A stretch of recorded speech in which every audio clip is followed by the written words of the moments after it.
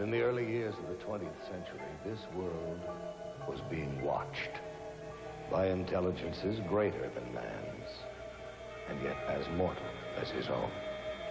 We know now that as human beings busied themselves about their various concerns, they were scrutinized and studied, perhaps almost as narrowly as a man with a microscope might scrutinize the transient creatures that swarm and multiply in a drop of water.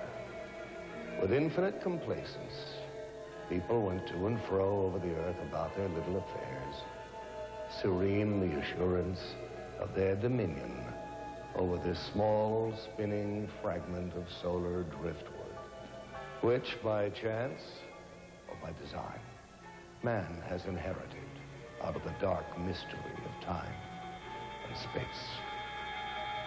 Yet across an immense ethereal gulf, minds that are to our minds as ours are to the beasts in the jungle, intellects vast, cool, and unsympathetic, regarded this earth with envious eyes, and slowly and surely drew their plans against us. So began a science fiction bestseller published more than 75 years ago, H.G. Wells's War of the Worlds. It was written and read as harmless entertainment. Science fiction was just becoming popular. Fairy tales for adults. And yet that world of science fiction is all around us right now, less fictional with every passing day. The evidence is here. Our planet is indeed being visited by intelligences greater than man's. They travel in spaceships, in flying saucers. People all around the world are seeing these craft. The Italians call them disci volanti, the French, soucoupe volant, the Russians, letayuschi targetki. In America, we call them UFOs. There are literally thousands of police and pilot reports of UFOs, and over 900 landing trace cases have been documented. Cases where soil chemistry has changed. Swirled circles that testify to tremendous centrifugal force where something massive landed. But what? The military spokesmen of the great powers are suspiciously silent. Only one thing is certain. No earthly power has built aircraft that execute right-angled turns at supersonic speeds. And such craft are consistently seen and photographed tracking our test planes and space vehicles. Where do these alien craft come from? And what are their powers? And why are they visiting us? Are they perhaps reminding us that we are part of a vast cosmic connection, that we have links, even kinship, with worlds beyond Earth? Or are they, as more and more people believe, trying to tell us that the knowledge we need to survive, to grow, is right here on planet Earth, hidden in our science and in our past? Our planet is in crisis, and some say all this has happened before, a long, long time ago, to that mysterious, fabled land, the lost continent of Atlantis. In the 4th century B.C., Plato in his dialogues vividly described an island continent beyond the Pillars of Hercules called Atlantis. Ancient Mesopotamian tablets refer to a land destroyed by the Great Flood. The Book of Genesis, the Koran, Mayan legends, the Epic of Gilgamesh, all speak of this once flourishing civilization, whose science, it is said, surpassed ours at the moment of its destruction. What became of Atlantis? According to the records of Egyptian priests, in one cataclysmic day and night, the entire continent sank into the depths of the ocean. Russian physicist Immanuel Velikovsky has suggested that Atlantis became the lost continent after a shift in the Earth's axis.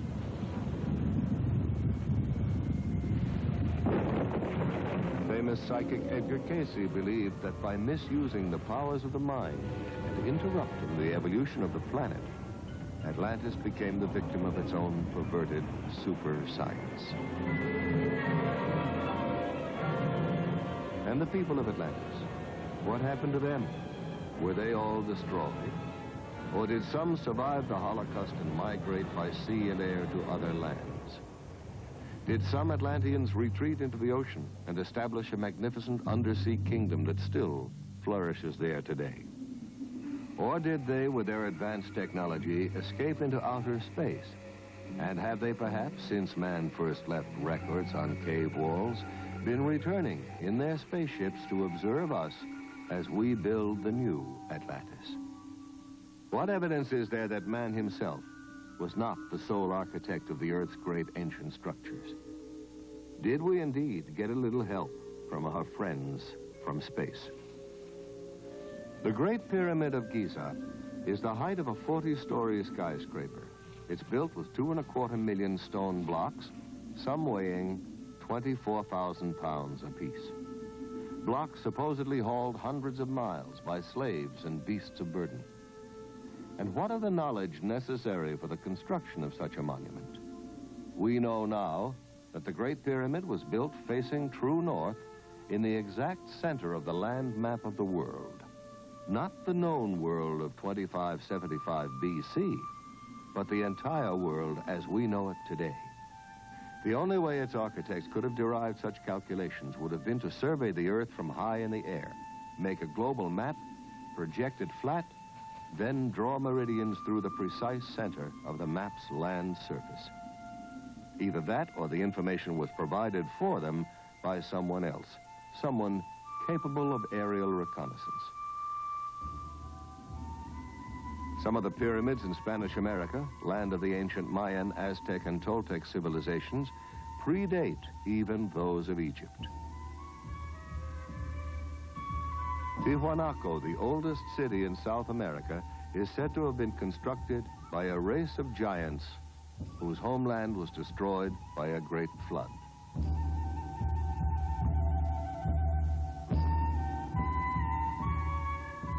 Archaeologists have discovered amazing similarities in architecture and artifacts in Egypt and at Tiwanaku.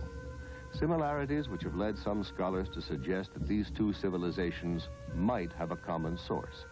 That perhaps Egypt was the principal colony of Atlantis in the Old World, while Tiwanaku was one of the drowned continent's colonial outposts in the New.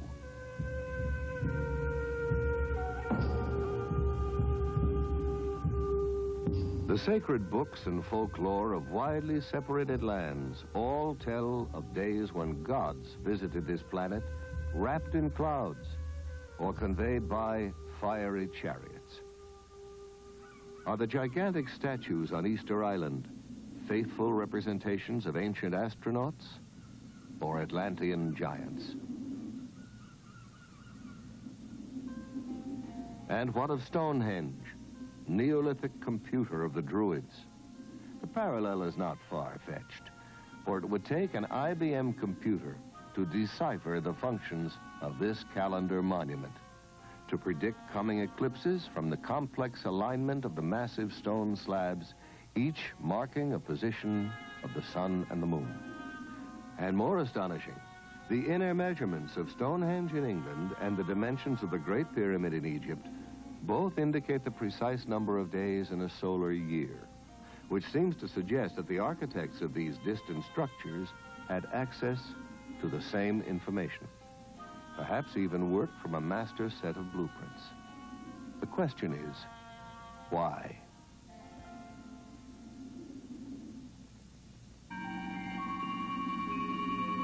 Imagine, if you will, a single team of architects traveling from continent to continent, employing local people to construct navigational aids, great beacons that could be seen from craft orbiting planet Earth. Beacons still operational today. Certainly the most permanent evidence that advanced civilizations have been visiting this planet since ancient times may be seen in these time-defying monuments, a world apart. But Let us consider what is happening in our skies today. It was exactly 8:05 p.m. when Air Defense Command received word that a mysterious light was hovering low on the horizon just northeast of Rapid City, South Dakota. Radar operators at Ellsworth Air Force Base shifted their attention to the northeast quadrant of the sky and immediately picked up an unidentified target. Air Traffic Control quickly contacted an F-84 patrolling in the west, asked for an interception, and vectored the jet toward the UFO. A moment later, the jet's radar picked up the unidentified return and locked on. The plane was just 3 miles from its target when the light suddenly moved away with a fantastic burst of speed. The pursuit lasted for 120 miles, but the jet could not gain on the object. Finally, the pilot abandoned the chase. At ground control, the fascinated radar men watched the unknown object change direction and trailed the jet back to the airfield. The evidence is overwhelming that planet Earth is being visited by intelligently controlled extraterrestrial vehicles. In other words, some UFOs are somebody else's spacecraft. There are no good arguments against UFO reality if we consult the evidence. Stanton T. Friedman, nuclear physicist and lecturer, has been consulting the evidence on UFOs for over 15 years. One of the most extraordinary cases he has studied recently was that of Charles Hickson and Calvin Parker, 2 shipyard workers from Pascagoula, Mississippi, who claimed that while fishing on the bank of the Pascagoula River, a strange craft emitting a bluish light descended and hovered just above the oyster flat 30 feet away from them. Hickson later described how 3 silvery creatures floated out of the craft, grabbed him, and floated him aboard. There was some kind of zipping sound, and when I turned around in this area out here, about 40 or 50 feet out there, there was some kind of craft, you know. It looked like it's going to come right onto the ground. But it came on down and hovered about a foot and a half or 2 feet off of the ground. But we didn't know what to do, you know. The river behind us and that out there, not knowing what it was. So, and then before we had time to really do anything, it seemed like an opening appeared. Toward the end, it was, you know, toward us. And the blue light, it had blue flashing lights as it was, you know, approaching the ground, but then they went out. And when the opening appeared, some source of light came from the inside. It was just almost blinding. Some UFO reports are hard even for governments to dismiss, especially when there are photographs to support the witnesses. At approximately 15 minutes to 10 Monday evening, several citizens from the East Los Angeles area phoned our station and stated that they were observing what they thought was an unidentified flying object. After receiving several of these phone calls, Officer Weinkoop and I were dispatched into the East Los Angeles area to investigate these possible sightings. We observed the object traveling in a southwesterly direction and gave pursuit of the object. While in pursuit, I was passenger officer and I was broadcasting a pursuit to my division watch commander, Sergeant Tigroin of Hollenbeck Division, LAPD. During the pursuit, I managed to take one photograph. This photograph negative was booked into police property using this report and this divisional record number. The spacecraft was oval shape on top and underneath, like a large pancake blown up in the middle. It did not have any dome like many of them have reported to have had. And it seemed to be about 200 feet in diameter and about 30 feet high. One of the best photographic sequences on record was taken of a UFO over Trindade Island off the coast of Brazil. Military and civilian observers on the Brazilian training ship Almirante Saldanha saw this metallic craft nearly 150 feet long moving in over the sea to circle the island.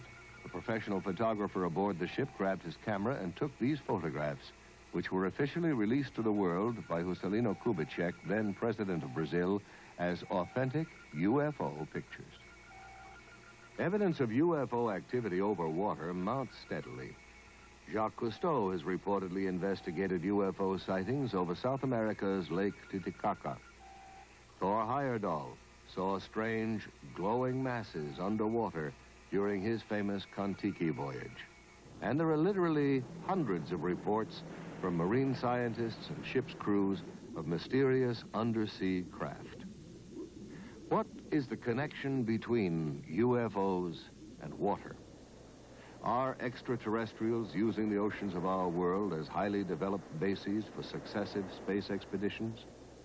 Or are these craft, as some people believe, piloted by descendants of Atlantean survivors who sought refuge long ago under the sea? What evidence is there to support this speculation?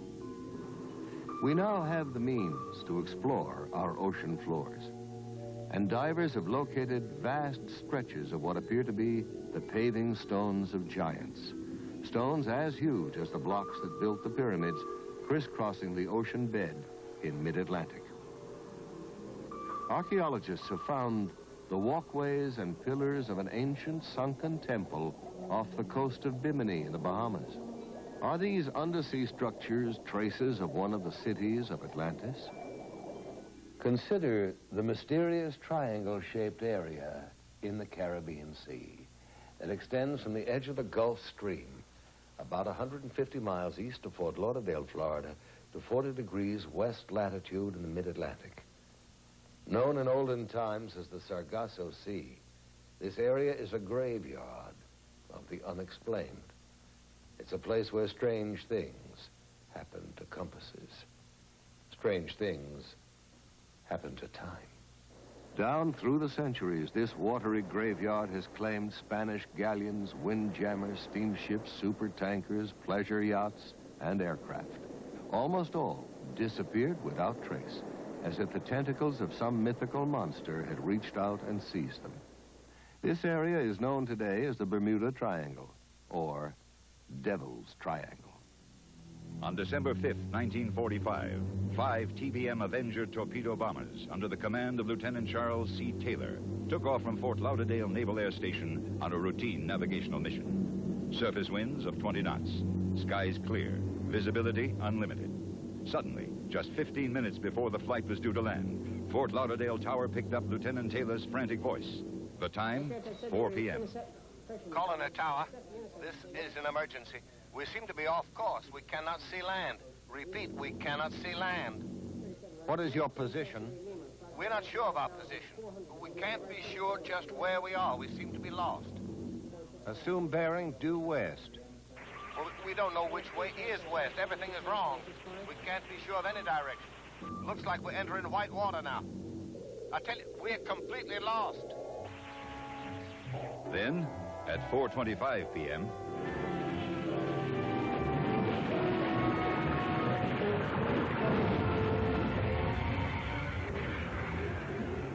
we're completely lost. And then, silence forever. Immediately, the Navy dispatched a Martin PBM Mariner flying boat, a huge craft with electronic tracking gear, with enough fuel to remain airborne for 24 hours. Aboard, a crew of 13. By 7:04 p.m., the Mariner 2 was missing. In 3 short hours, the Triangle had literally swallowed up 6 planes and 27 trained men.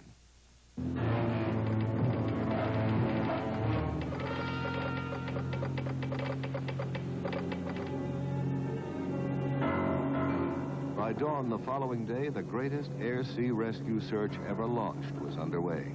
242 aircraft and 18 ships scoured the area known as the Devil's Triangle, but not a trace was found. Not an oil slick, not a piece of wreckage, not a life raft. Nothing.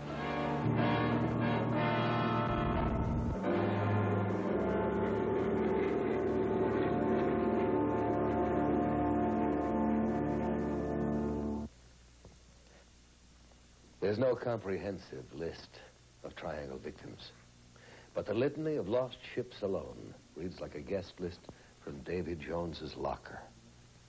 United States ship Nina, United States ship Grampus, the steamship Santa Clara, Star Ariel, the Home Sweet Home, the steamships Hewitt, Corner, Slocum, the Marine Sulphur Queen, the Southern District, the City Belle, the George Boston, the Raifuku Maru, and on and on and on. Ship names that descend from mythology, the steamship Rubicon, the Nereus, the Proteus, the Cyclops, the Constellation, the steamship Witchcraft. Theories about the triangle range from piracy to tunnels into other dimensions, other time zones. Physicists have suggested that the lost ships and planes may have been victims of a magnetic phenomenon that disrupts radio communications, causes flight instruments to malfunction, but there is no conclusive explanation. The ominous question remains. Is this area controlled by some unknown intelligence? We are currently spending millions of dollars exploring the ocean's bed. Project Moho drilled 600-foot shafts beneath 12,000 feet of water in an attempt to decode the mysteries of the Earth's crust. And along with archaeologists and oceanographers, parapsychologists are joining in the search to locate evidence of the legendary lost continent of Atlantis.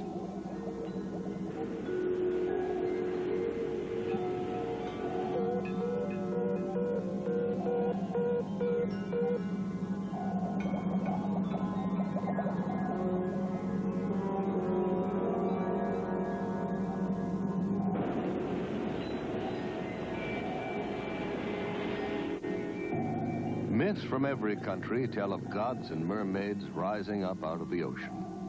What if mythology is really condensed history, and the tales of these enchanted sea creatures are in fact eyewitness reports? What if the whale that snatched Jonah from the raging sea was actually an underwater craft?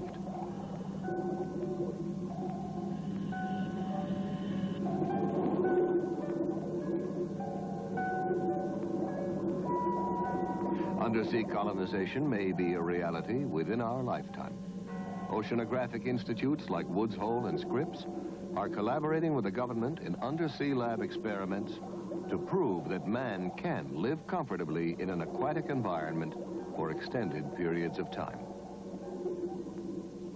In order to survive under the sea and in deep space, man is developing new tools, mind tools, telepathy, clairvoyance, psychokinesis.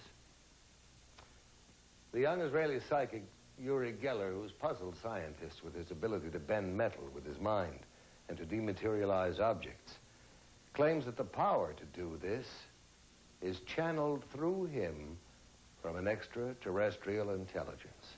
Well, if Geller is right, we all have a lot of new thinking to do.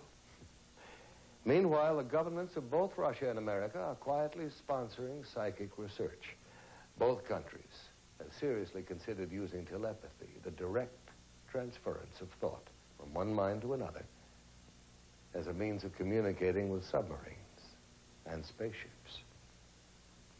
Another country where ESP research is being carried out with the utmost objectivity is Czechoslovakia.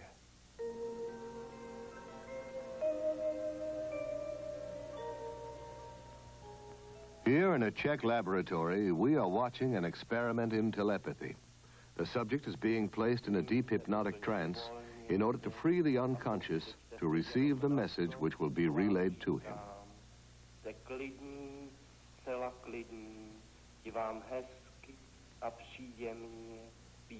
First, the subject is placed in a deep hypnotic trance.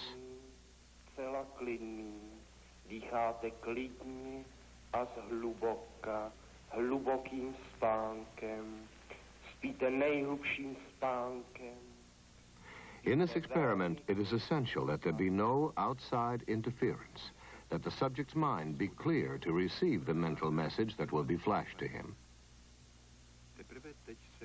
Now the experimenter, previously unknown to the sleeping subject, selects at random an envelope which contains the name of a spice. Pepper. He tastes it, and then mentally tries to convey the actual taste of the spice to the hypnotized subject. Now the scientist is saying to him, "What I taste, you also will taste. What is it?" And the reply comes almost immediately, pepper.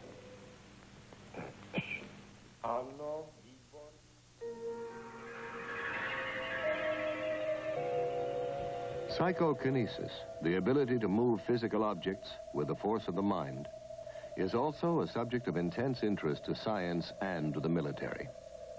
Here in Leningrad, under strictest test conditions, talented, sensitive Nina Kulagina makes the magnetic needle of a compass rotate by sheer mind energy.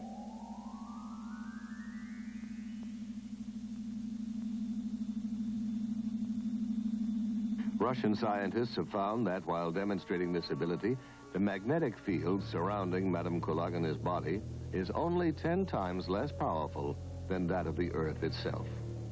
Using this same energy, Madame Kulagina can also make non-magnetic objects like these matchsticks, shielded under glass, creep toward her across the table.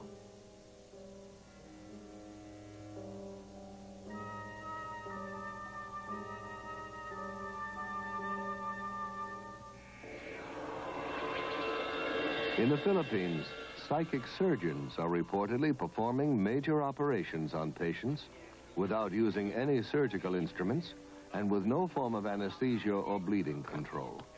Yet the surgery appears to be painless and paranormal healing takes place almost immediately.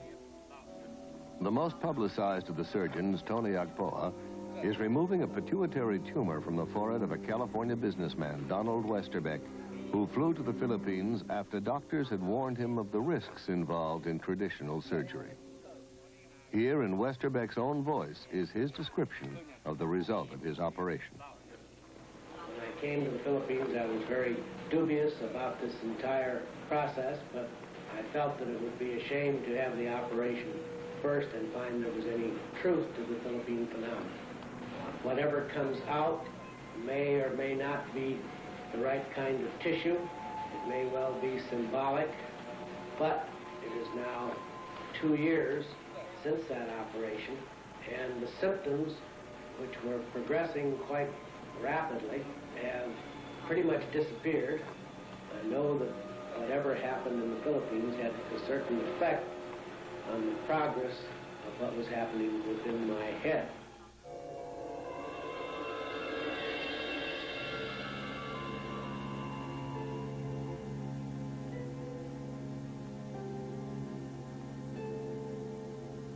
You're here for psychic healing. We have healers here who actually laying on of the hands. Now, whatever your ailment will be affected. In some cases sooner, in some cases a little bit later. You will be subject to psychic healing. You'll also be subject to psychic readings. They'll help us determine what your particular problem happens to be. The healers have this energy that flows through them, imparting a psychic energy. And this energy will flow to whatever part of the body. I think that most people that really get into healing professions feel like they have some kind of healing ability. They may not know what it is, but I think they get into healing because they're kind of led into it. I mean, physicians, nurses, even chiropractors and others. Have you been doing any heat treatment or infrared or... Nothing. This observer is a licensed physician, an MD, one of the first to inquire into this unusual method of healing to see what it has to offer to his profession. Oh, absolutely. Absolutely. No, there's no known physical cause for rheumatoid arthritis, and not really for the other kind, osteoarthritis either. Our usual procedure is to take psychic readings. This is a group of gifted sensitives who possess the extraordinary ability to diagnose a patient's illness by a method known as body scanning. They record their estimate of the possible illness by picking up vibrations directly from the sick person or by holding something belonging to her. Sometimes there is an actual transference of pain from the sick person to the diagnostician.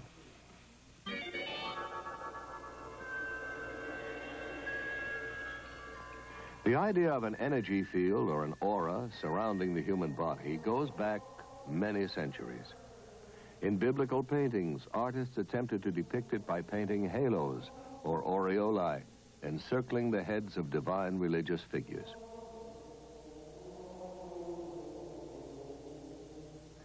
Rather more recently, this NASA picture shows Apollo 12 astronaut Pete Conrad on the moon with a bluish glow around him.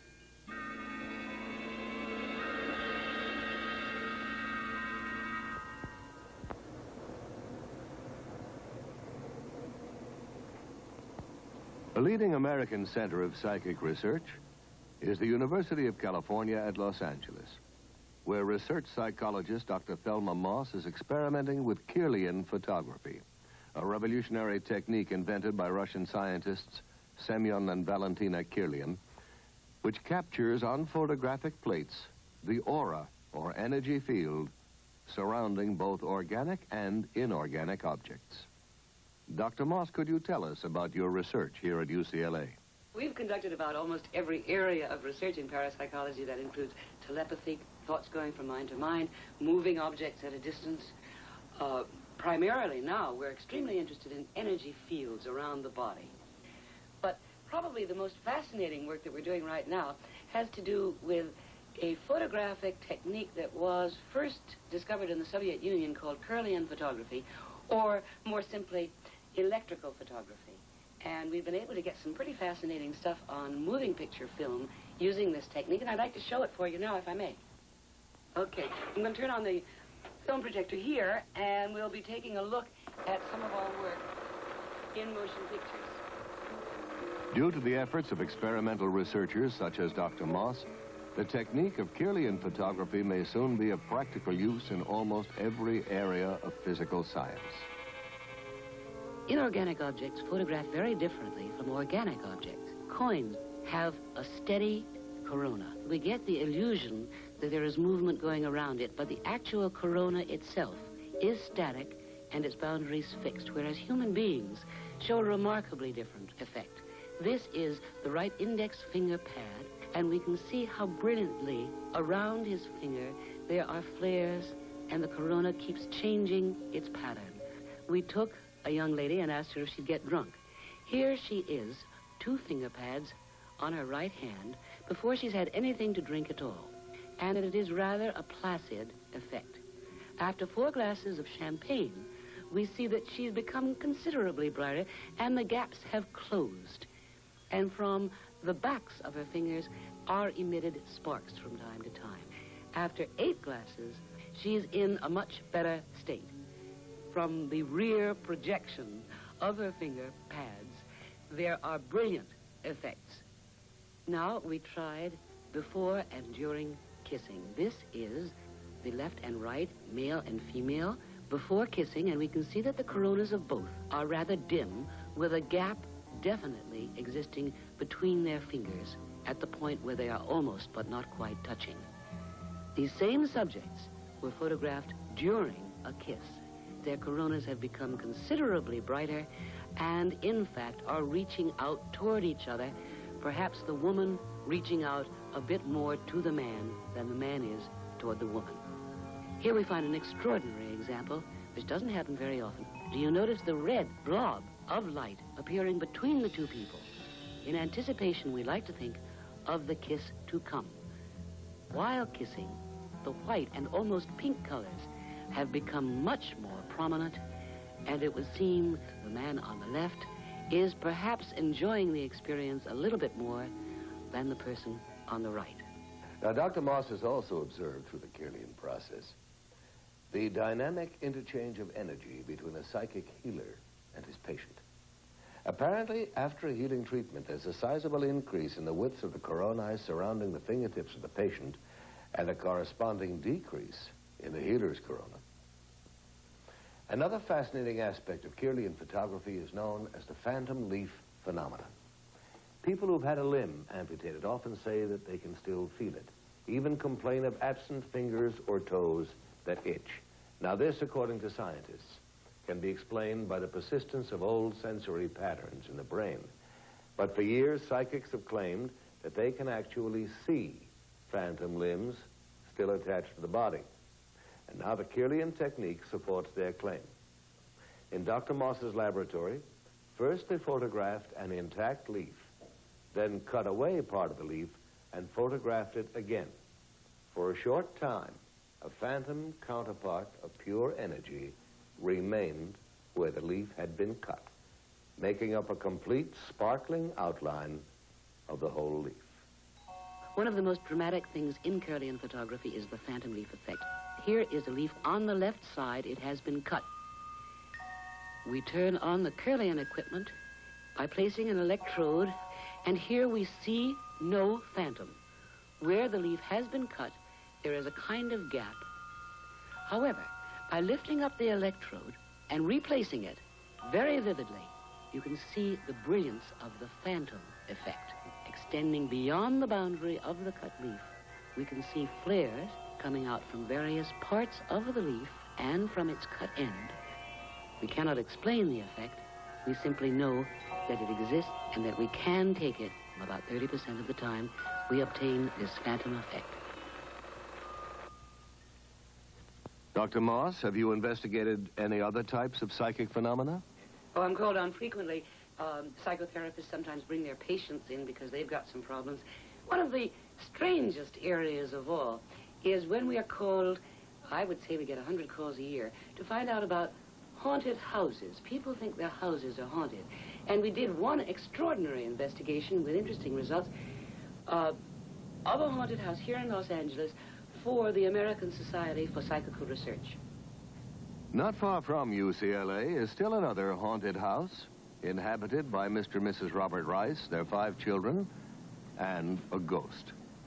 Mr. Rice, when were you first aware that your house was haunted? It was the holiday season of Christmas in 1969. Did you see or hear something? Well, it was more of a feeling than either sound or sight. It was one of these things that there was an extremely strong presence in the house, and I got up, I'd say it was 1 or 2 o'clock in the morning, and began to look around the house. I searched all the rooms expecting to find a burglar, but there was no one in the house, but a very, very strong presence. Soon after this, Mr. and Mrs. Rice called in a psychic to find out if their house was indeed haunted. They were told that the ghost was that of a young architect who had become very disturbed and hanged himself upstairs in the attic bedroom.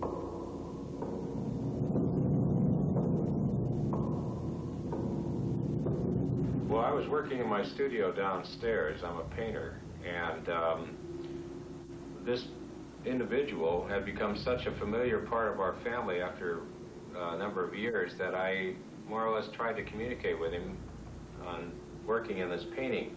I saw a man about 5'7", very thin, dark complected, wearing a white shirt rolled up to the sleeves, open collared dress shirt, dark pants, and black shoes. There was an immediate effect of the painting taking shape. It was almost as if it were directed, although I didn't move my hand. It's not really a painting of him as he looks. It's more of a feeling of his personality. The California Society for Psychical Research came to the Rice's house to investigate the case.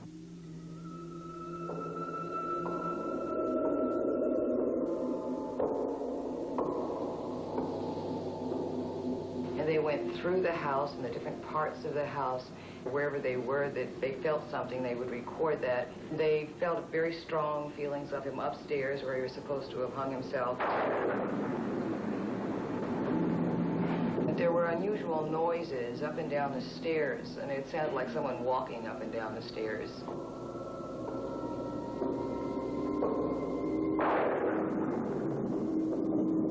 They also saw him in the same light and described him in the same manner that we had seen him.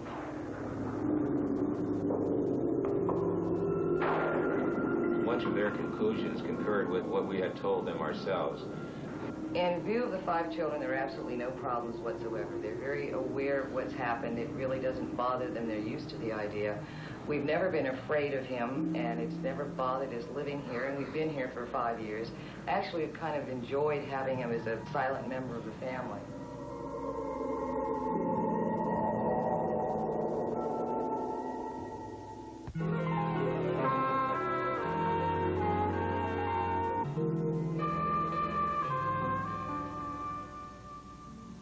I am Lucretia Black, and I am a witch. I practice witchcraft. I have always been a witch. I was born a witch, I was raised a witch, and my mother, grandmother, and great-grandmother were all witches. What is a witch? It's a psychic female who can project her energies and invade other people's subconscious minds, forcing them to do things they would not normally do.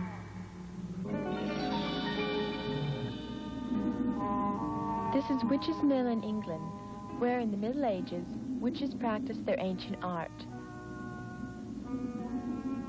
There were witches who worshipped nature spirits and used plants and herbs to make potions for the sick. Witches who cast spells to dry up a neighbor's cow or blight his crop.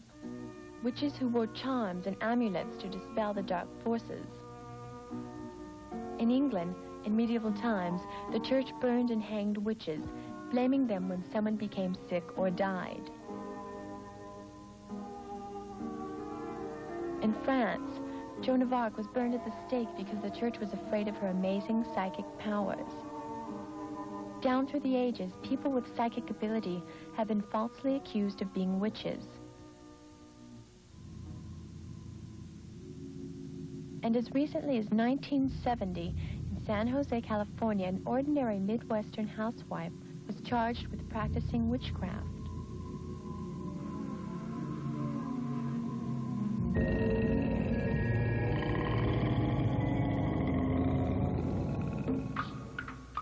For years, we have seen people lying on beds of nails or walking on sword blades, and we've thought it was magic or fakery. Now we're beginning to understand there is a thin line between magic and what we call mind over matter. And science has begun to study the people who perform these feats.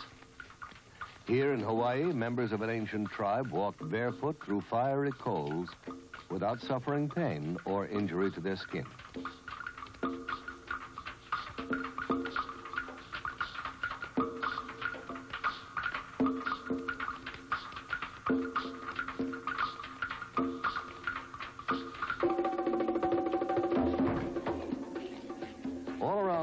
Highly specialized rituals are performed that tug at the deepest unreasoning levels of the human mind. In Brazil, voodoo cults still flourish. Ceremonies are enacted where voodoo priests invoke the spirits of the dead to take vengeance on the living. Animal sacrifices, chanting, and beating drums incite the crowd to near hysteria.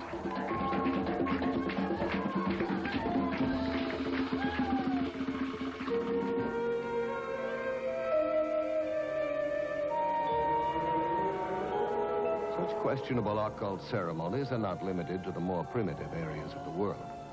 In San Francisco, as in other American cities, Satan is alive and well. And to prove it, here, with the full cooperation of the men and women involved, is an actual celebration of the Black Mass.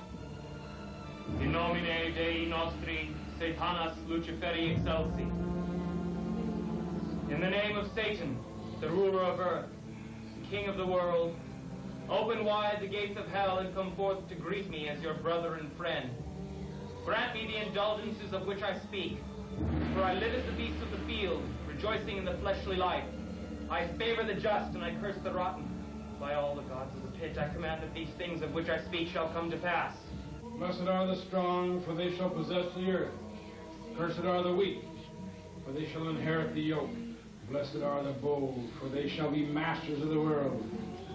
Cursed are the righteously humble, for they shall be trodden under cloven hoofs. Command for us! Command for us! Hail, Satan! Hail, Satan! Hail, Satan!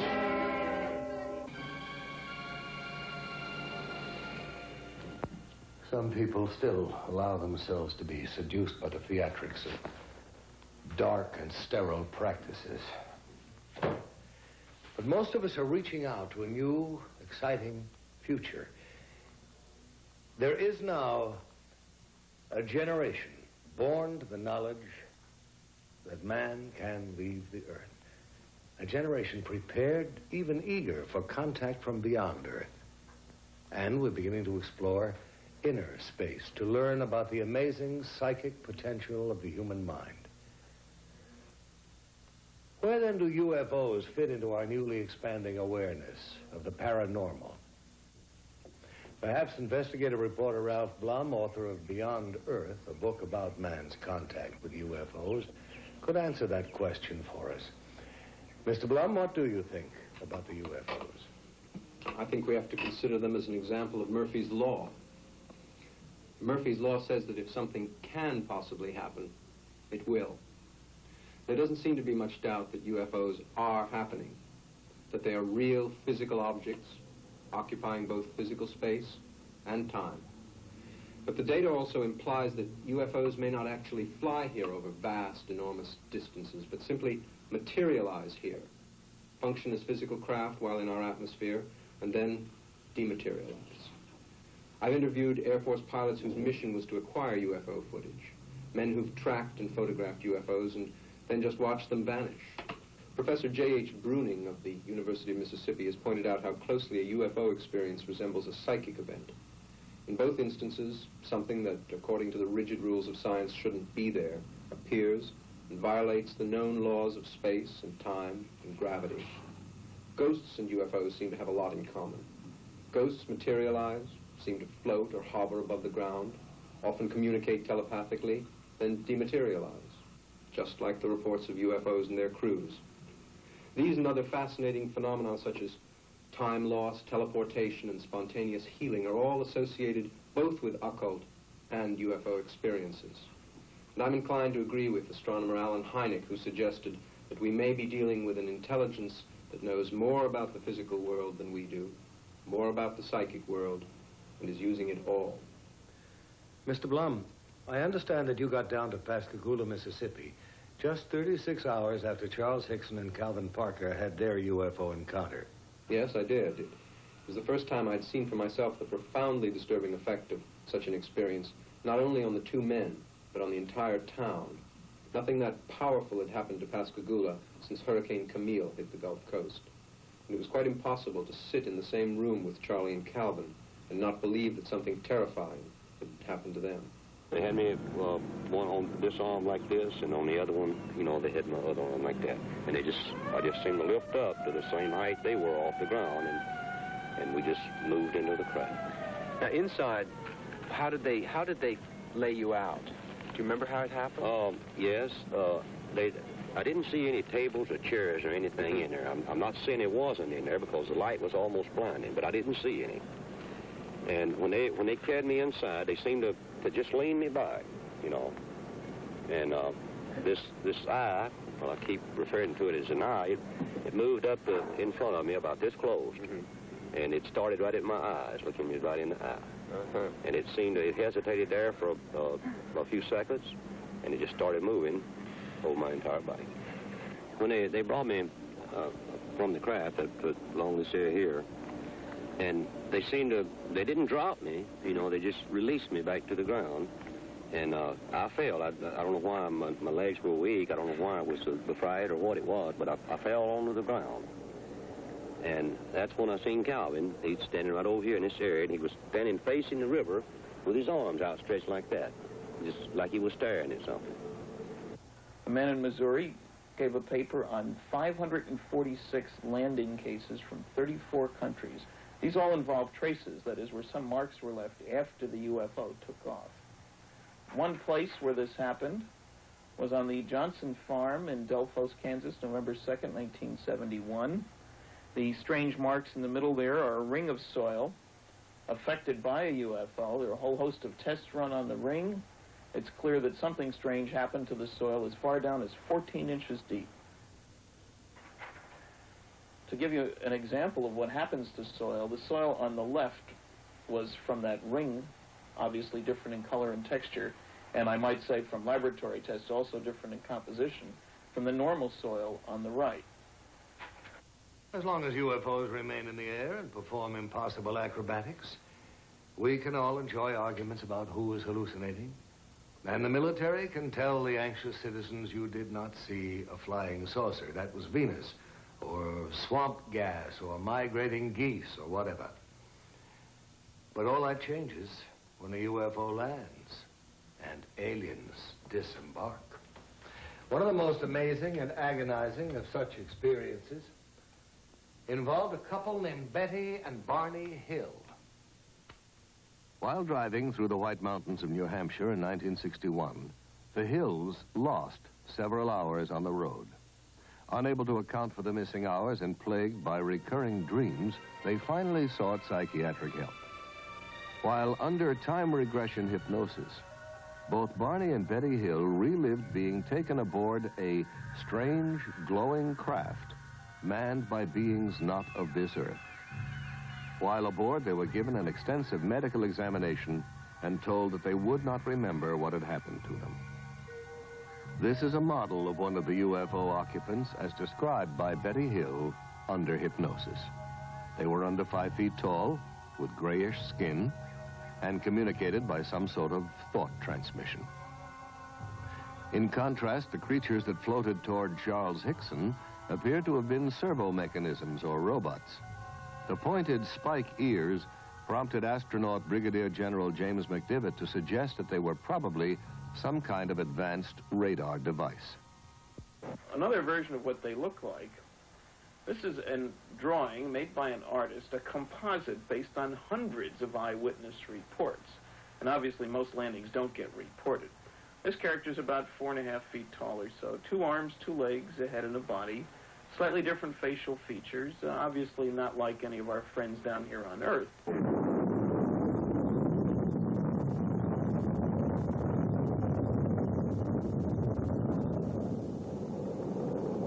However, there are definite parallels in behavior. They have Earth excursion modules, which behave very like our lunar excursion modules. Take our Apollo program. We have strange-looking flying craft carried on board a launch vehicle. They hover out in the boondocks on the moon, land, a couple of humanoid-looking creatures climb out, wander around, pick up rock samples, play games, then re-enter their craft, lift off, disturbing the soil behind them, rendezvous with the mothership, and zip off toward another planetary body. The same sequence, in fact, that have been observed here by UFO witnesses. One of our pioneer astronauts was Brigadier General James McDivitt. In 1965, General McDivitt spent 4 days in outer space as command pilot of Gemini 4. General McDivitt, have you ever seen a UFO? Yes. During my flight on Gemini 4 in 1965, I saw an object in space fairly close to our spacecraft that I could not identify. It looked to me like maybe the upper stage of another rocket. I tried to take some pictures of it, but unfortunately the pictures did not come out properly. We never were able to identify what it was, and all of our ground radar tracking data indicated that there shouldn't have been another object anywhere near us at the time. General McDivitt, do you know anyone else who claims to have seen a UFO? Well, yes. As a matter of fact, I know all kinds of people who claim to have seen them. Some of them are very legitimate, and some of them I think are just having fun. I had an opportunity recently to meet a gentleman from Mississippi who claims to have actually been taken into a spacecraft. And quite frankly, I believe that that gentleman is telling what he considers to be the truth. He wasn't looking for publicity. He wasn't trying to be funny. He was trying to be very honest. He was very sincere. And quite frankly, I walked away from the whole conversation with him believing that what he said is true as far as he's concerned. Well, I kind of thought it was people at first, you know, off like that. But of course, when they appeared there in front of me, it was the most shock I've ever had in my life. They were shorter than me. I'd say about 5'2" or 3", and they didn't have a neck. Their head, it seemed to come directly to their shoulders. And they had something that came out to a point about where a nose would be, and on each side, the ears. And I believe that they looked like they were a little longer on the ears than the nose. But it seemed to me when they came out that doorway, or that opening, or whatever it was, then just almost instantly, they were right there on us. Their arms, they had arms, and I saw the arms moving here and in the shoulders. But they had weld. I mean, their fingers were weld, and then they had something like a thumb, and they were like this. Mm-hmm. Can you tell me about the lie detector test? When they were asked to come over here to talk to these people, they had in their mind that it was just a big joke. And if I understand it correctly, they ran one test on Mr. Hickson. The machine showed that he was telling the truth. Then they run another one. And then the examiner, he began to wonder himself. So he ran the third test, and he believed just what Mr. Hickson had told him. Sheriff Diamond, can you tell me just what happened that night? We questioned at length. And that we left the room and recorded all the conversation they had, recorded between the two of them. And one of them kept wanting to pray. And he said, after all I went through on this earth, I said, why should I have to see something like this? Calvin Parker, I was questioning him, and at one time he wanted to climb the wall. That's how nervous and how shook up he was. But since I was down there, and since I was a physician, and several other scientists and investigators were asked to consult and look into the situation, I was asked, would I mind if I would be present, and I said I wouldn't mind at all. And while it is still very difficult for us to believe that a spaceship landed and that robot-type creatures came out and actually took these two people into the spaceship, these men, in my opinion, believed that they saw this and that they were being honest in reporting what they have reported. Charles Hickson's story is not unique. UFOs first soared into the news in this country in 1947 when pilot Kenneth Arnold saw 9 disc-shaped objects skimming along at high speed and in an unconventional manner, like a saucer would if you skipped it across water. A newspaperman who interviewed Arnold coined the term flying saucer, and over a quarter century of sky watching began. For 28 years, these metallic disc-shaped craft, tens of meters in diameter, have been seen around the world, from Paris to Papua to Pascagoula. Although science has failed to supply a generally accepted explanation of UFOs, the subject has been investigated by the United States Congress. In 1968, Congressman J. Edward Roush of Indiana chaired the House Committee on Sciences and Astronautics Symposium on UFOs. Congressman, do you believe UFOs are somebody else's spacecraft? Well, I hesitate in answering the question only because of this. I don't know, but my imagination tells me that perhaps, just perhaps, there is something that would permit a man to travel faster than light. Perhaps there is something that would permit an intelligent form of life from another planet revolving around another star to make that long trip. And that way they left out hundreds of reports by... For more than 20 years, Major Donald E. Kehoe, U.S. Marine Corps retired, has been reporting on the world of flying saucers. I understand, Major Kehoe, that like physicist Stanton Friedman, you believe that we are being visited by intelligently controlled vehicles from other planets. I do, and I agree with the Air Force. They've had a secret conclusion to that effect since 1948. Ago, I conducted a symposium here on Capitol Hill, and the participants of the symposium were scientists of some renown. They were scientists who had an interest in UFOs, and during the course of that symposium, photos were presented which purported to be UFOs.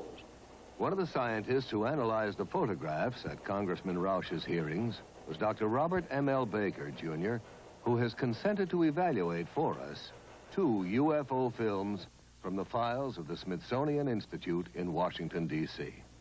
We see here the Montana 1950 film showing 2 bright objects taken by Nicholas Mariana of Great Falls, Montana. The natural phenomena that is often given as a source of these images is airplane reflections. Airplanes, unless moving at unrealistically high speeds, would have to be so close to the observer as to be identified as airplanes in order for them to portray the kind of motion seen on the film. I don't concede these images to be airplanes, airplane reflections, comets, or other well-understood natural phenomena. We don't know whether these are sophisticated weapons. Everyone denies that they are. Our own country denies that they are sophisticated weapons of this country. This film was taken in 1952 by Delbert Newhouse, a Navy photographer, near Tremonton, Utah. He estimated that there were approximately a dozen metallic objects shaped like 2 saucers, one inverted on top of the other. The official explanation was that the objects were a flock of soaring gulls. But Dr. Baker had this to say. Birds, such as gulls, simply don't make the kinds of accelerated turns at high speeds that were measured on the film. There also exists some meteorological data that would indicate that there were no updrafts that could have allowed the birds to maintain flight for long periods by simply spiraling. It would be seem more likely to me that it is some natural phenomena or even possibly something from outer space. There is, however, another theory. The Bermuda Triangle is not the only area in which navigators have been troubled by the odd behavior of magnetic compasses. As every school child knows, something strange happens to your magnetic compass as you voyage into the Earth's polar regions. Scientists have turned to space, to the upper atmosphere, even to the sun, to account for this magnetic anomaly. But responsible reports suggest a greater mystery. A large concentration of UFO sightings in the Arctic and Antarctic has led some experts to speculate that these regions may serve as landing bases for extraterrestrial craft. It's even been suggested that the flying saucers, in fact, emerge from and re-enter the Earth's interior by polar doorways, and at the center of our planet is their true place of origin. In 1947, Rear Admiral Richard E. Byrd, in command of the U.S. Navy Task Force, flew 1,700 miles beyond the North Pole, not as would be expected over frozen icy wastes, but across a vast land of mountains, freshwater lakes, rivers, green vegetation, and animal life, a land not recorded on any map. From the evidence provided by Admiral Byrd and other famous explorers of the Arctic and the Antarctic, it has been suggested that the Earth is not as we have been taught, a solid sphere with a fiery center of molten metal, but is in fact a hollow shell in which a small amount of the original fire remains to form a central sun capable of emitting light and of supporting plant growth. It has even been claimed that the huge mammoths found frozen in the polar ice are not prehistoric, but were animals from the Earth's hollow interior that wandered to the surface and froze to death. Proponents of this theory estimate that the Earth's crust is approximately 800 miles thick, with openings at its polar extremities. They suggest that Admiral Byrd and other explorers actually entered the openings leading to the Earth's interior without knowing it.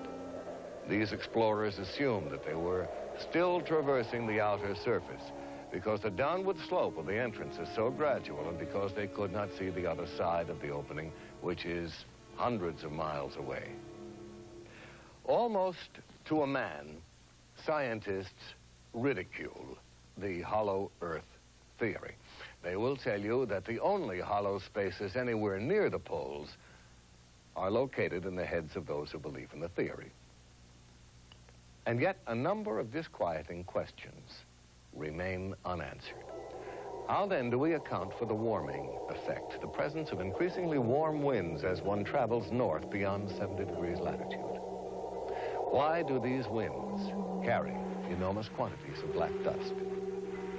Why does colored pollen stain the snow red, green, and yellow over thousands of square miles of the Arctic? Why are all icebergs composed of fresh water?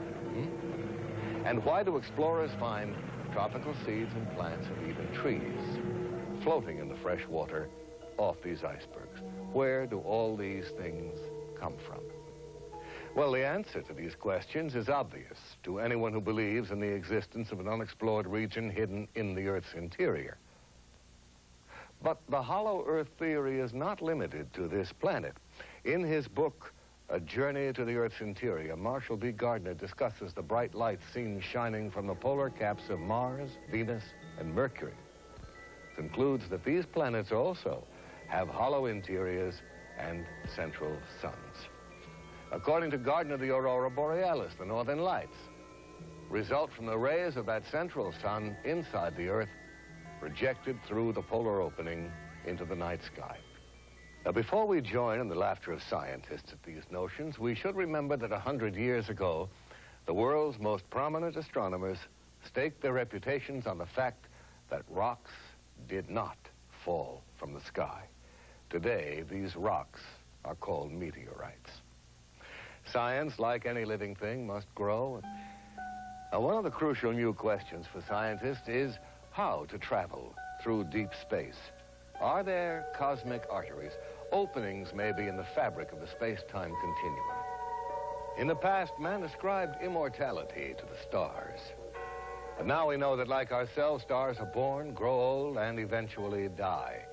At the end of their lifetime, stars only a little heavier than our sun suddenly blaze up in a supernova explosion, becoming giant galactic flares that collapse into white dwarfs and then eventually burn out to become black dwarfs, each about the size of the Earth.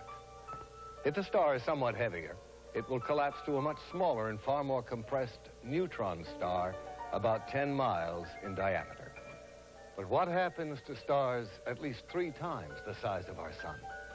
Those which do not reach a quiet old age as a neutron or dwarf star. Scientists believe that the collapse of these enormous stars is so powerful that once it begins, nothing can ever stop it. They continue to shrink until the gravitational field surrounding them is so strong it becomes completely closed off from the rest of space. Nothing that enters this region can ever escape, not even light. And so these stars become invisible black holes in the fabric of space. Stars that have blinked out and died, yet are still there, exercising a devastating effect on every particle of matter that enters their gravitational fields, where gravity is so intense, it warps space, imprisons light, halts time. Astronomers are now speculating about the possibilities of huge rotating black holes in which the tremendous distortion of time and space is so extreme as to generate a passageway to another world. A future astronaut plunging down a rotating black hole could perhaps never return or communicate again with our world. But he might emerge in a different time, a different corner of the universe, or perhaps even a different universe. And it's not so unlikely that an advanced technological civilization could have overcome the hazards of black hole travel, harnessed their power to voyage through time as well as through space. In his stunning book, The Cosmic Connection, astronomer Carl Sagan imagines for us a federation of societies in the galaxy that have established a black hole rapid transit system in which a vehicle is rapidly routed through an interlaced network of black holes to that black hole nearest to its destination. As even more dramatic evidence of interplanetary penetration, we can look to Siberia just after the turn of the century. An unidentified space object hurtled toward Earth at over 30,000 miles an hour. Trailing streams of fire, it broke into our atmosphere, and then came the explosion.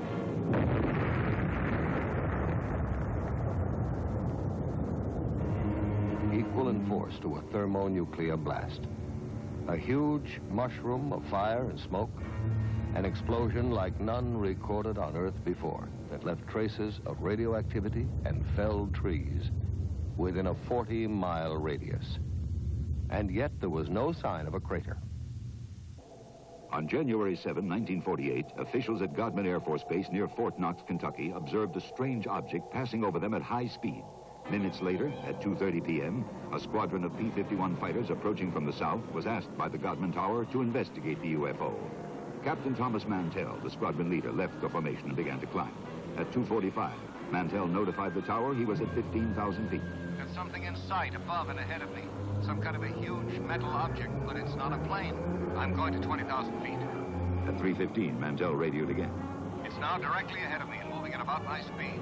I'm trying to close for a better look. That was Captain Mantell's last transmission. All further attempts to reach him failed. Less than an hour later, searchers found the plane. Mantell was dead. His shattered watch had stopped at 3:18. Does our military have in its possession the twisted metal remains of crashed UFOs, the charred bodies of space crewmen? I don't know. There are no easy answers. But one thing is clear. With the formidable resources at its disposal, the American military has to have the best collection of UFO data in the world. And I really think it's time they shared that data with the people. I must say I have some sympathy for the military, especially the Air Force, whose province is, after all, the wild blue yonder. What do you do when something unknown is penetrating your airspace and you can't cope with it? The bureaucratic solution seems to be, when in doubt, classify. But I also have real sympathy with the people who are the victims of this policy, people whose lives will never be the same because they had the courage to report what they saw.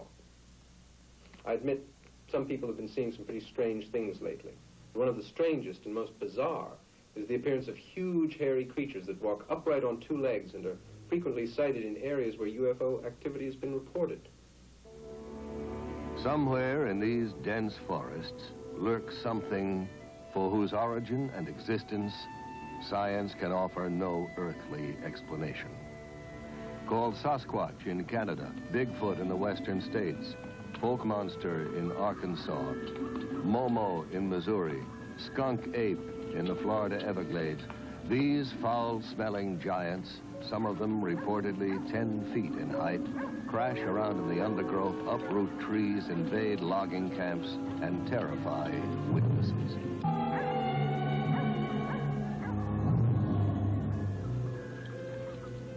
What are these creatures? Where do they come from? How did they get here? Recently, an astonishing number of Bigfoot reports have coincided with UFO sightings and landings.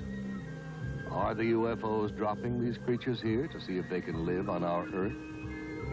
And why has no one found any bones or the remains of one of them? Do these giants, as psychic Peter Herkus claims, decompose into powder when they die? Or are they perhaps picked up again by the UFOs to be examined in alien laboratories?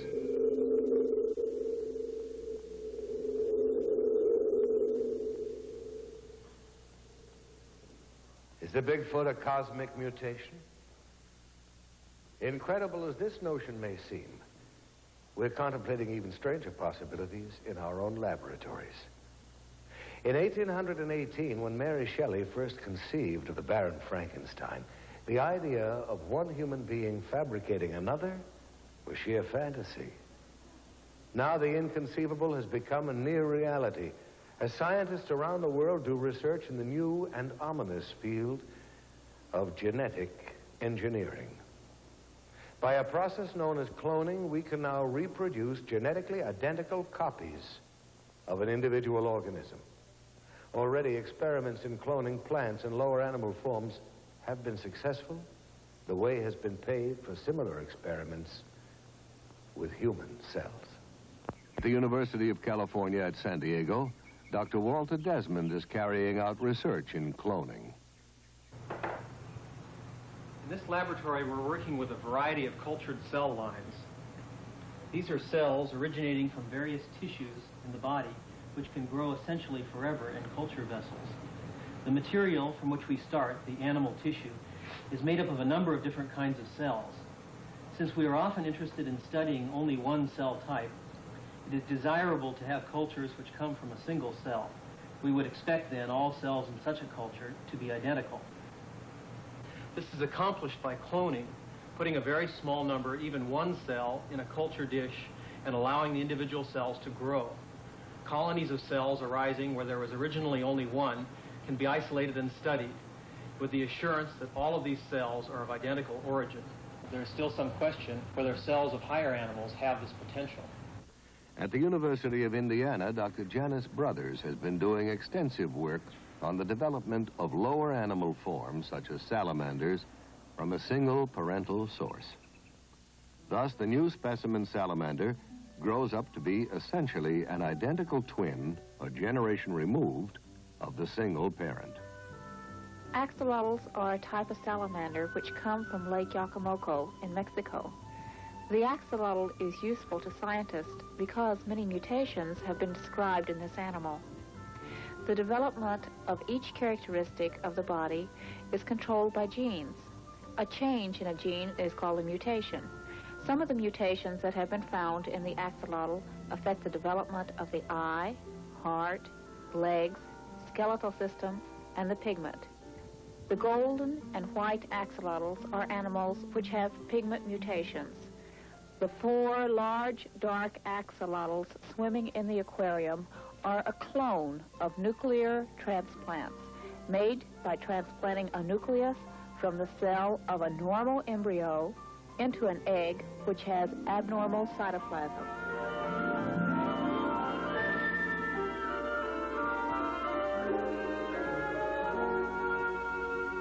First, man thought that only man possessed communication systems. Then we made friends with the dolphin. And now plants take their place among the communicating life forms of this planet. Since 1969, Marcel Vogel, a senior research chemist at IBM, has been actively engaged in the study of man-plant communication. Vogel believes not only that plants respond to our thoughts, but that they are supersensitive instruments for measuring our emotions. Working with green, broad-leaved houseplants like this philodendron, Vogel wraps a copper wire around the plant and attaches a small stainless steel electrode to the plant leaf. The wire is then hooked up to an amplifier and polygraph recorder, and he is ready to establish a stable baseline, a sort of plant heartbeat on the graph. One of the earliest experiments that we did was the threat of attack. With the help of his assistant, Chuck Mignosa, Vogel will now attempt to project thoughts of attack and then monitor the plant's response. So what I'd like to have you do, Chuck, is to build a strong thought form of an attack. Chuck, think a strong thought of attack, and then commit the act on the plant. Any shift of the needle on the graph is regarded by Vogel as a response from the plant. When the needle jumps wildly, it is the electrical equivalent of a human scream. Next, we will see both Marcel Vogel's and the plant's response to his assistant, Tom Montalbano's directed thoughts. Both the plant and Marcel Vogel are tied into the narcophysiograph biofeedback machine. This is the plant response telemetered through the stainless steel electrodes. Here is Marcel's galvanic skin response. This trace is Marcel's pressure and his cardiovascular relaxation and tension of the blood vessels. This trace is the temperature variation coming from Marcel's hand. As you can see, it's lowering. Now I'll be quiet. Now I'll focus into you, Tom. Tom, do you like women? Definitely. Now it's responding to you. And this time I'll focus onto your liking of women. Now here you have my response to your thought, but nothing with the plant yet. Now we're getting an a response, you see, right here. I had a thought of doing some healing work. Good. Now repeat that operation, that thought. There's the repeat. There you picked it up. Now it transferred. See, your mind was locked in. There's the thought finally transferred. All right. Look at There this. it is. There's a response to our personal interaction. It's always a thrill to me when I see this happen, because it's hard to believe that we are all linked together with thought. So we really become one with each other and nature. And that's why I love this type of work. Now here's my response to the thought of love. I said the word love, but look at the... Marcel Vogel is pointing out how, with identical equipment, the plant's response is greater than his own. That it actually picks up more information and is therefore a finer instrument for measuring emotion than man himself. Research into the secret life of plants raises some awesome moral questions. Should we, for instance, give up cutting roses in our gardens? Should we eat only vegetables that have died a natural death?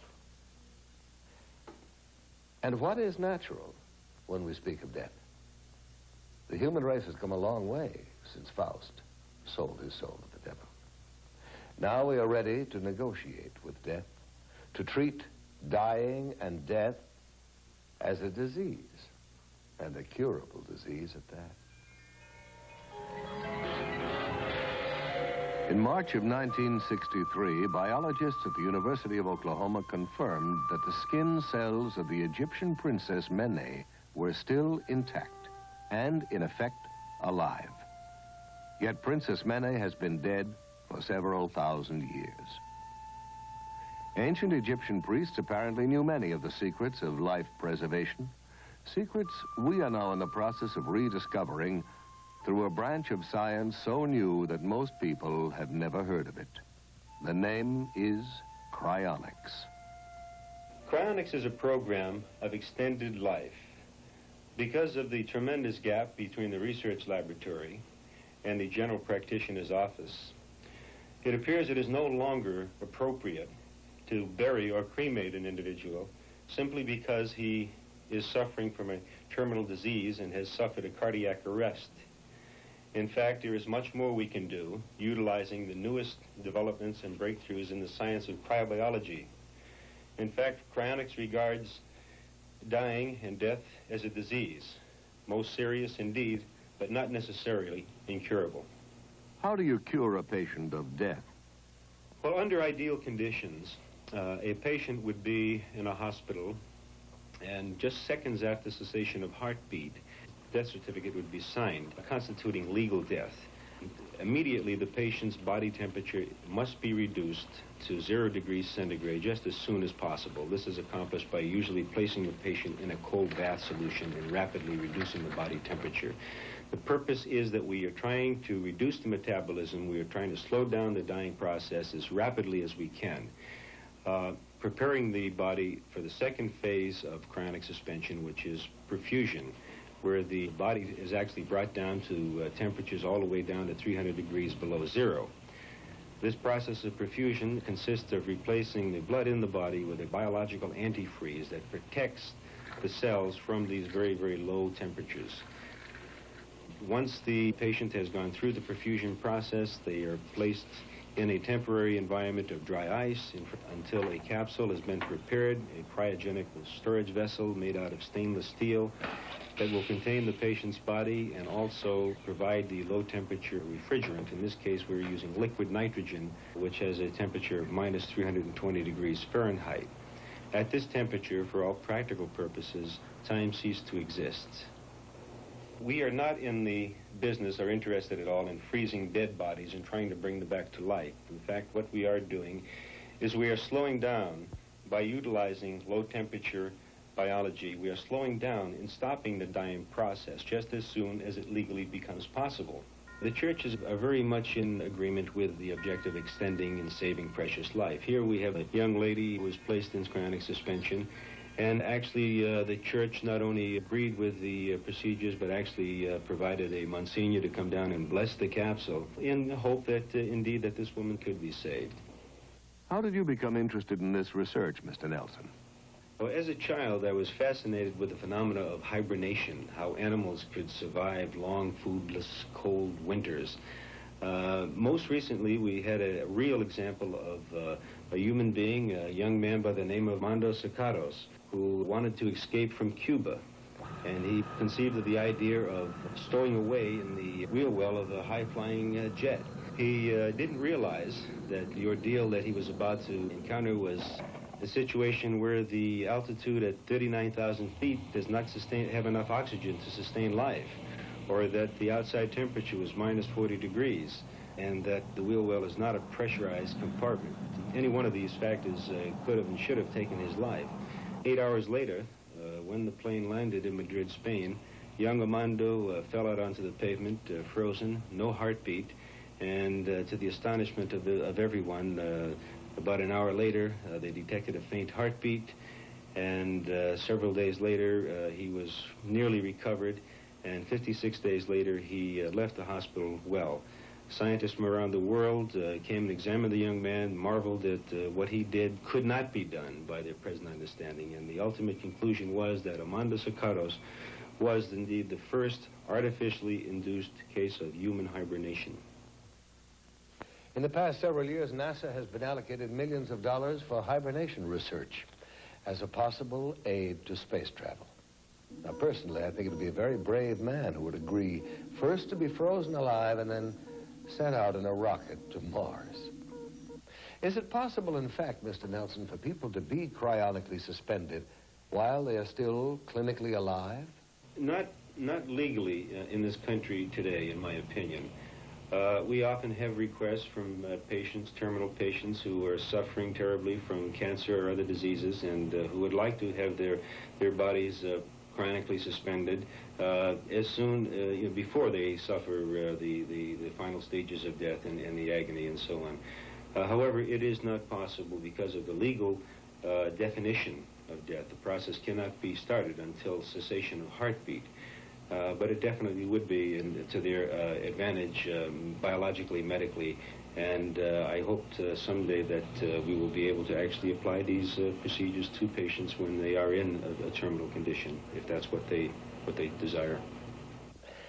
To some people, this is one of the most gruesome, I might even say chilling, developments of the biological revolution. But not, I think, as threatening or as mind-stretching in its implications for the future as is cloning. I recall reading a French essayist who suggested that when man is on the verge of creating life, God will return. He will smile wryly and announce, "Closing time, gentlemen, please." No, not long ago, the concept of growing a whole organism from one cell, asexually, in a laboratory would have seemed impossible. But already scientists are contemplating the cloning of human life. Dr. Richard Siegel, professor of genetics at UCLA, has agreed to discuss some of the ethical, the social, and even the political implications of science interfering with evolution. Dr. Siegel, is it likely, in your opinion, that cloned man will become a reality in the near future? The very definite possibility exists that in the foreseeable future, it will be possible to clone the most complex mammal of all, man himself. We have the theory, we have the scientific know-how. However, some of the very specialized techniques that are required have not yet been achieved. But there's reason to believe that with the concerted effort, some of the barriers that now exist can be avoided. Were human cloning finally achieved, and I must emphasize that it has not yet been done, I think that it would raise some very remarkable ethical problems for all mankind.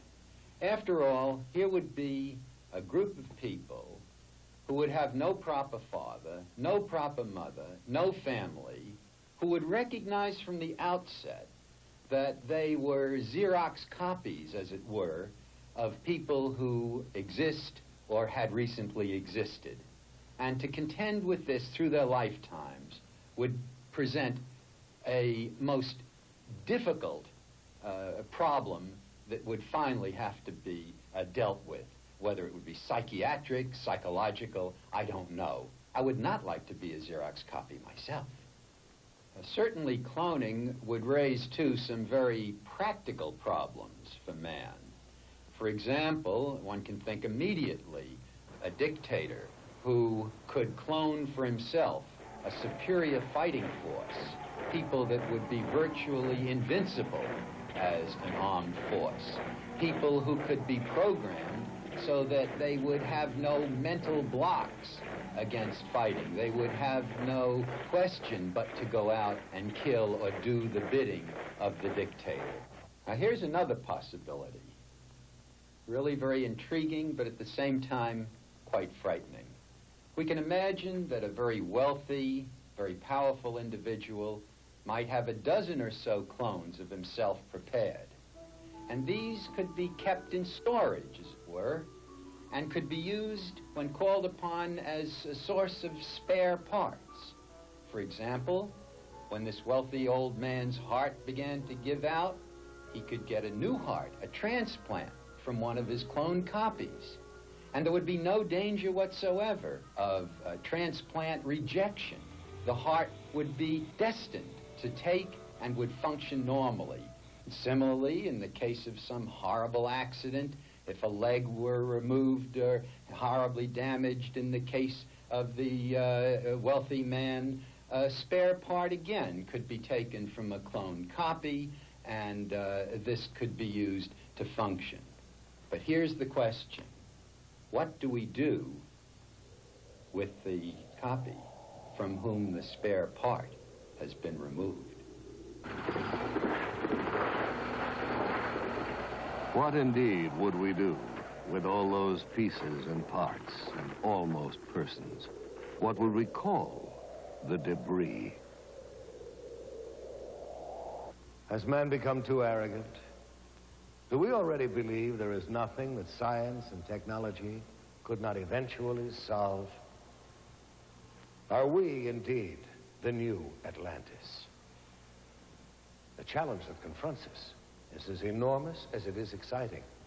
We are ready to tap new resources: telepathy, psychokinesis, Bigfoot and black masses, UFOs and Atlantis, Kirlian photography, cloning, and cryonics. These subjects all have one thing indisputably in common. People want to know more about them, to learn to forge new tools for mankind's future on Earth and beyond. Where are these new concepts and talents coming from? Are they imprinted in us from the beginning? Or are we being programmed from without, in the sense that the Lord once programmed Moses for survival? Are some of us again in contact with angels? Technological angels, if you like, who are better at the game and wiser? I don't know. I think that they know more of what's going on down here on this earth than we think. And I don't know, they might have been, you might say, looking for somebody that could, you might say, hold up under the strain and convince people that there is another world and there's some kind of life on that world. They. Who are they? Well, we're living in a troubled time. So perhaps the most pleasing theory is that they are from planet Earth itself, from far in the future, when we have at last learned to travel backward in time. I like that. Because if that theory is correct, if they are our own descendants, if they are from the future, why, then it means we made it. We survived.